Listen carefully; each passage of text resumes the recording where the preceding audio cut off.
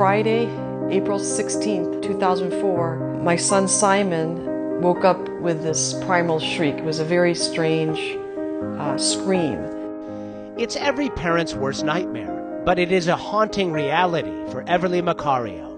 Out of the blue, her healthy 18-month-old son Simon fell gravely ill. It started to get worse and worse, and at one point I touched his cheeks and they were ice cold, and I just my heart stopped. Everly rushed him to the hospital, but there was nothing the doctors could do. His vital organs failed, and he was dead the next day. Doctors later determined Simon had been ravaged by the deadly staph infection known as methicillin-resistant Staphylococcus aureus, or MRSA. Each year it infects 65,000 Americans, killing more than 19,000 of them, leaving a path of pain and sadness.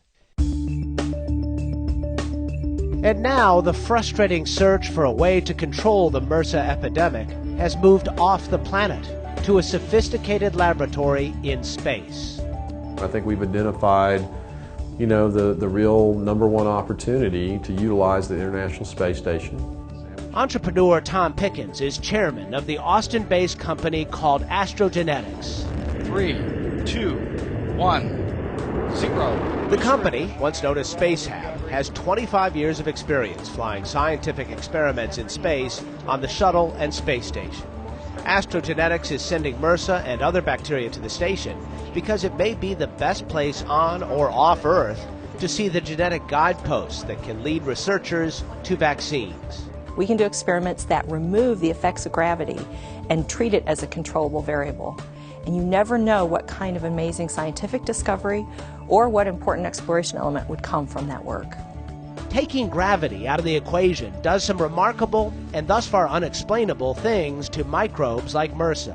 So what appears to be happening in space is as the bacteria grow in their growth medium, they seem to be expressing different genetic code than they do on Earth. John Porter is CEO of Astrogenetics. He has 15 years of experience in the biotech field.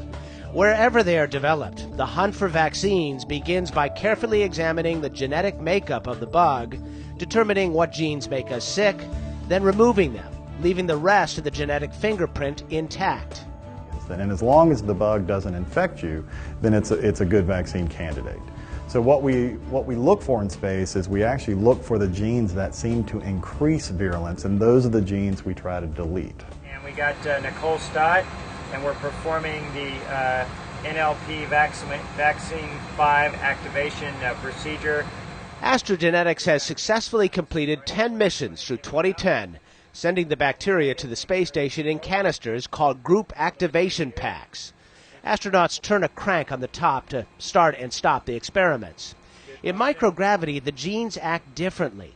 Those that are virulent become much stronger and thus more easily identifiable.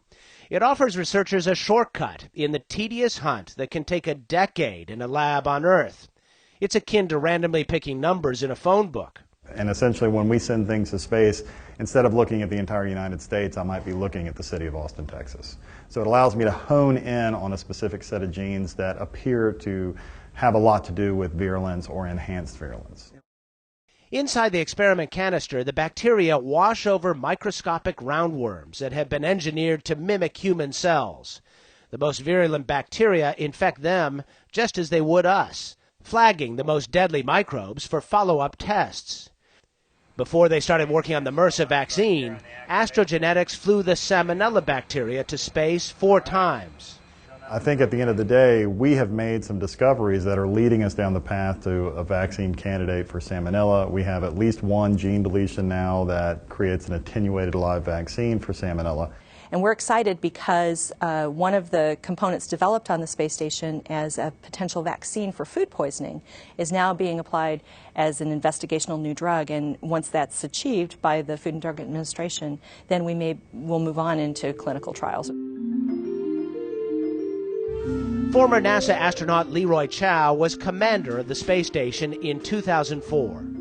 It's got all the capabilities and equipment in there, including advanced ones like ultrasound and including more conventional laboratory equipment to do wet chemistry and wet biology.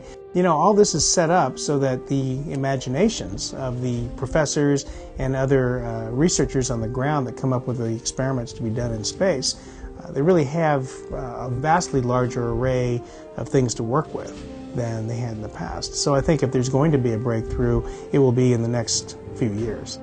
Too late to save Everly Macario's son, Simon, but maybe not for others in the not-too-distant future. The dream would be to have a vaccine. My understanding, though, is that it's taking a long time to develop, but I would certainly vaccinate my children with the MRSA vaccine. I will vaccinate myself. It's possible, after all is said and done, the biggest discovery that comes from the space station may be learning the value of the Discovery platform itself. That's the real excitement, is the potential for building a company on a new drug development platform. That is really exciting.